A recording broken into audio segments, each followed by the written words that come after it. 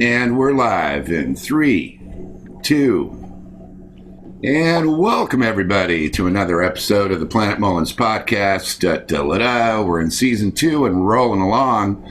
And it's my great pleasure to introduce to all of my fans and the music world out there an incredible composer, multi-instrumentalist, and chart-topping sensation in many genres. This is Kitt Wakeley, ladies and gentlemen. Hey, man. Hey there, Rob. How are you, bud? I'm doing great. I want to put on my rock and roll voice while looking at your website.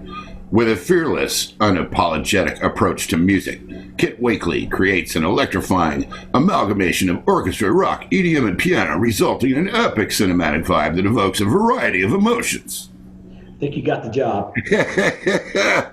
So, just let's get right down to business. You have a new album out, and what's the title of it? Symphony of Sinners and Saints. Okay, and in looking through your website, which is beautifully done, by the way, it says that you've got some amazing guests. You've got Joe Satriani, who is the world's largest selling guitar player in rock. Is that true? Yeah, the largest selling instrumentalist of all time. Wow, man. So he beat out Yanni? I guess so. That's pretty cool. Been around a while. How did you and Joe meet? I emailed him. Oh, wow. Hey, this pandemic, what are you doing right now? So. Oh, okay. So you made this during the pandemic times. Yes. Yeah. And then did you and Joe, have you personally met or just kind of done the sessions over the internet? We've done all the sessions of communication over the internet. With right in the thick of what we were doing is when everybody was on lockdown. So we were able to make the most of our time. That's really cool. How many songs on the album is he featured on? He did 2 on this one, and then we liked it so much we did 3 more for another project. That's so great, man. And then you also had a symphony orchestra on this, and I have a lot of young people that are kind of starting out that watch my show, and I get these questions, but I have the same question that they would like. How the heck do you go from being a composer and a guy in Oklahoma to just calling up a symphony orchestra in Europe and, hey, guys, why don't you come play on my music? How the heck do you pull that one off? Well, it's kind of like that girl you want to date in high school. If you keep asking enough, one of them's going to say yes. Just keep going. It eventually works out. But, yeah, I called them up. Our email starts always with an email, and talk with the conductor from the Royal Philharmonic, who also does the London Philharmonic, and asked him what he thought, sent him some of the demos. He liked it, and it just kind of takes off from there. Wow. So you've done a lot of things in a lot of different genres. In this particular album, what would you call this genre that you're in right now? Orchestral rock. I was followed up with, cinematic vibe of, film scores, just that big epic sound that you hear a lot of trailers and things like that. Right. It really sounds like the movies. Like when I listen to it, I can just see that there would be a lot of, I would think, licensing opportunities for this. Yes, that's the next phase. The first phase is, just getting it out there, getting it, getting the attention for the streaming sites and sales and things of that nature. And once that starts to die down, you start the process of performances and licensing and trying to make another dollar phase 2. Okay, so that you've done how many albums have you done? It just looks like you've done a boatload of stuff. I've done a lot of stuff, produced a lot of stuff for other other artists, participated in some way on their projects. But my solo projects, I've only done 3. And then, of course, I was with bands before that, but I've done 3 solo projects. Okay. Do you like playing, because early on I was in like a lot of bands where it was kind of a, democracy right out of college, and we're all going to get in a van and drive around and stuff. Like, did you have that similar kind of experience when you were younger? Oh, yeah. Yeah, I did that for, quite a while. But eventually, you open up for these acts from the 90s, maybe some from the 80s, and you kind of start to see where they end up. and you kind of think to yourself, I don't want to be a parody of myself someday. So, and it doesn't pay a lot. So, and it's rough. It's hard to raise family. So eventually you got to hang that part up. Right. Well, I just always noticed in those bands that I was in that the bass player always ended up chasing everybody's girlfriend. I don't know why that was. It was like, you don't really have to watch out for like the side saxophone guy, but one day you'll turn around and your girl is missing and so's the bass player. And you're like, wait.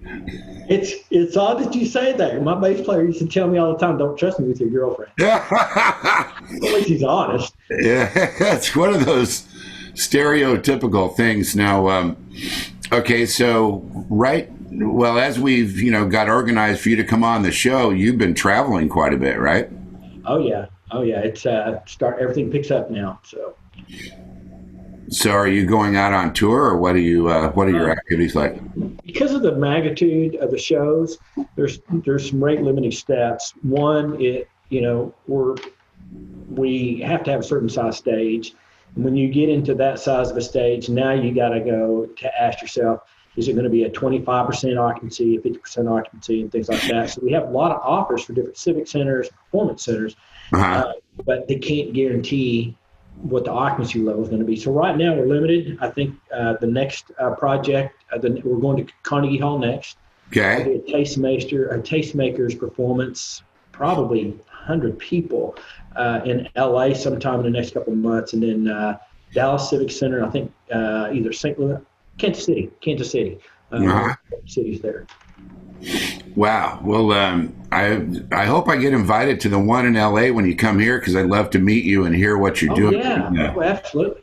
The music that you're doing is just this epic kind of huge thing. And then I guess it would also beg the question too, is how do you finance all this stuff? Because you're, hiring orchestras from overseas, and you've got Satriani, and it sounds like,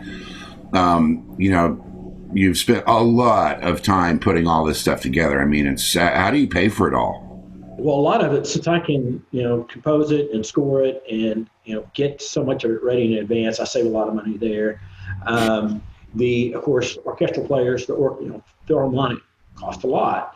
However, they're cheaper than recording here in Oklahoma, even though they're the Royal Philharmonic and recorded every, from Harry Potter to whatever, they're not as expensive as Union here in the States. Okay. And then after you start to play, I'll kind of keep this generic, after you start to play with certain artists, they don't really charge you anymore. Now it's a collaboration. Now it's, hey, how do we work together and share in this project? So that saves a lot. But it does cost more. I'd rather do that because I make all the money back. If I was with a label, I'd still be paying for the project. I'd still over the company store, so to speak. So here I get my money back, and now I make a profit. Wow. Well, that's amazing, because, so many people out there that are, in our industry are always looking for some sort of a major label deal. And I was on Warner Brothers 2 times, and I didn't enjoy either experience. Well, it's guys like you would think that I know. Yeah. I mean, I take your advice. Right. Because, some of the things that you can't really just tell everybody when you're signing a deal like that are, well, yeah, I've given up. I've taken the money, which is great to have money, upfront money, but I don't have any control over my album anymore. So, in one of the situations I was in, I had to wait about 18 months before my album came into the release queue. Oh, wow. And I was just sitting there for 18 months going, when's my damn album going to come out? And they're, well, probably in about a year and 3 months from now. And I'm like, what am I going to do? Because in the meantime, you're not allowed to record anything else. You're not allowed to go out and promote it yet because they haven't released it yet. And so the fact that you're doing it all on your own, that's pretty miraculous and ingenious, and high five to you, sir.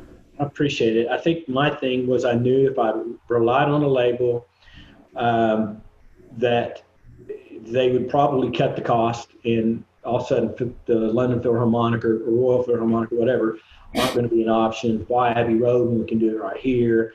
And then I'm very specific about how I write the songs to keep it. I don't structure my songs like a classical. I structure it like secular music, intro, interesting, et cetera. And I didn't want them interfering with that. Oh, okay. So, you like to have control over the writing and the production and all that. I mean, I'm the same way too. I turned in one album to a major label where I had played a lot of the instruments myself. And I'm a multi-instrumentalist just like you are. And I'd played drums and I'd done a bunch of sampling and a lot of kind of 90s drum machine kind of things. Yeah. They were so mad. Oh my God. They were so mad. And what's funny about it is that after everybody got angry and, the record deal ended and all that, then about 10 years later, here they put it out digitally and everyone's talking about Rob Mullins is a genius drum programmer.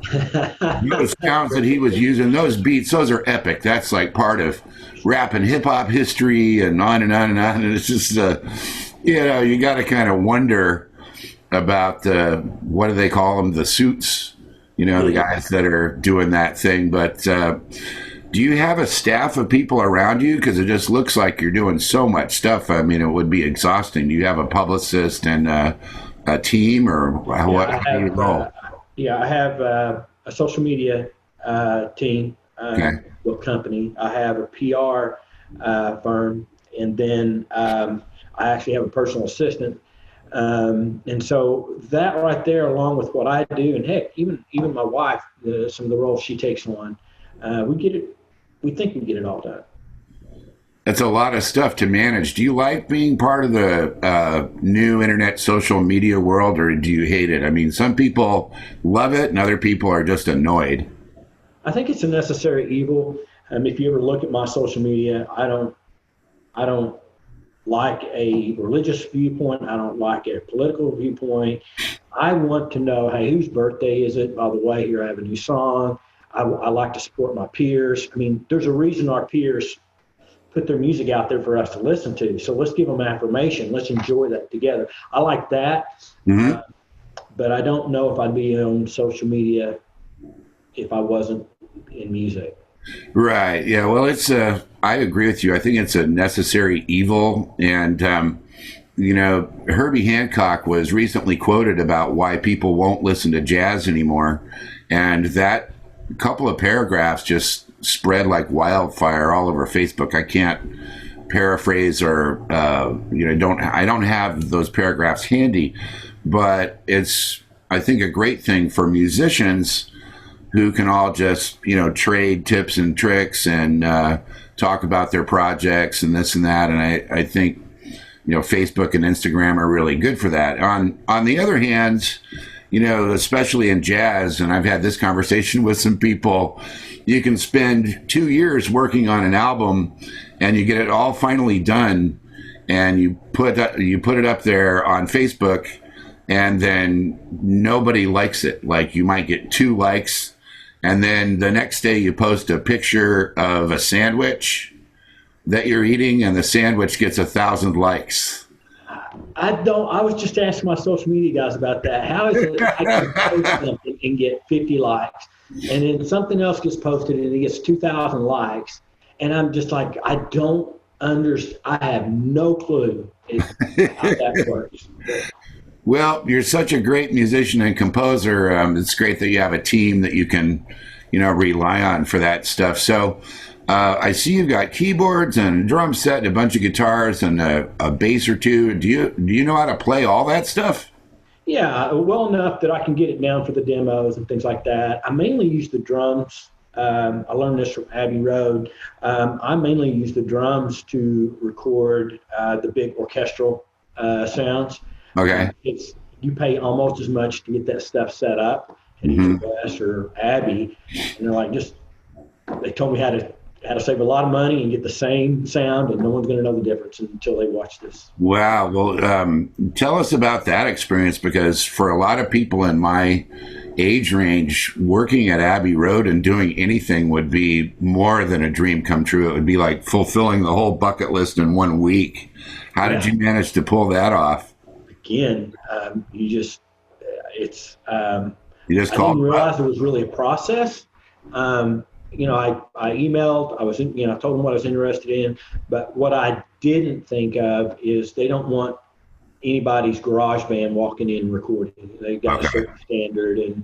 And so I didn't realize I was going through a litmus test at the time, but once I got that nod, I have never met more, that's not true, but I want to say I've never met more customer friendly people in my life. They have a team of 5 people in the engineer room tracking everything for you. They talk to you. I mean, I think, I forgot what big name artist was in there like the week before. And here I am, and they're treating me like I'm that artist. And I just think that that's a rarity anymore, to be Abbey Road and treat you like you are somebody. I really enjoyed that experience. Did they, I know that you're from Oklahoma and you've got a bit of an accent. What was it like trying to understand their English? That part was easy. They tried to make me feel welcome with the orchestra, saying howdy all at once. And I had to just push the button and say, we don't say that. I appreciate that. They got a kick out of the accent. That's so great.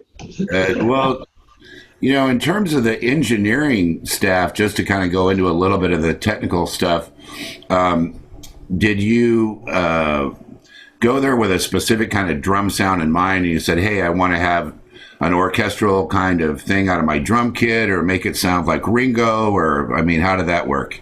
Well, we recorded the drums as drums, rock drums. Okay. And it was afterwards in post-production that we listened to a lot of Chris Lordange and some of those guys who've done Nickelback, Dream Theater, who get that big rock sound without that 80s vibe. And we just emulated that sound the best we could. And that's how we got to that sound. Wow. That's amazing, because, it's the sonic quality of your project is truly stunning. It's just really, really, really good. Thank you. And walking through Abbey Road, do they have gold records up there and pictures of the Beatles and all that, or what? What's it like there, man? Come on, spill the beans. It's a haunting experience. It's a very haunting experience, because I want to geek out and play on the piano that, it was on Harry Potter, and then I want to turn around and go, this is where so-and-so sat to do. Right. Yeah, come on. So it's amazing. It's a humbling, it's a experience I'll always remember. So did you mix your stuff there too? Did I mix it there? Yeah. No, I have a gentleman here in Dallas. Okay. He's won several Grammys. His name's Trey Nagella, and he is phenomenal. I've tried lots of engineers. I've tried, and he knows how to find a place with that arpeggiated string while Joe Satriani's playing that clean guitar sound, and you want to hear both. It's pristine, very pristine. So he's very well known for it. There's a reason Epic and Sony and Columbia call him. Okay, so how did you learn how to do all of this amazing stuff that you do? Did you just pick it up one day in high school? That's kind of what I did in elementary school. I just decided I like music. I'm going to take drum lessons. Yeah, I did. I started out with trumpet, and believe it or not, I never learned how to read music.